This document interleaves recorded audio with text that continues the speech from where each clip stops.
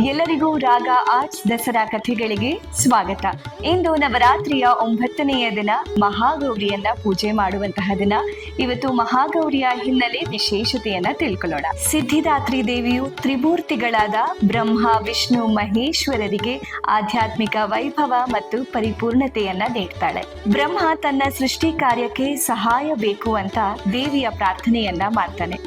ಆಗ ದೇವಿಯು ಸಿದ್ಧಿದಾತ್ರಿಯ ರೂಪದಲ್ಲಿ ಶಿವನ ದೇಹದ ಎಡಭಾಗದಲ್ಲಿ ಅವತರಿಸ್ತಾಳೆ. ಆಗ ಶಿವನಿಗೆ ಅರ್ಧನಾರೀಶ್ವರ ಅಂತ ಹೆಸರು ಬರುತ್ತೆ. ಬ್ರಹ್ಮನ ಸೃಷ್ಟಿ ಕಾರ್ಯಕ್ಕೆ ಪುರುಷ, ಪ್ರಕೃತಿ ಎರಡೂ ಅತ್ಯವಶ್ಯಕ ಎಂದು ಇದು ಸೂಚಿಸುತ್ತೆ.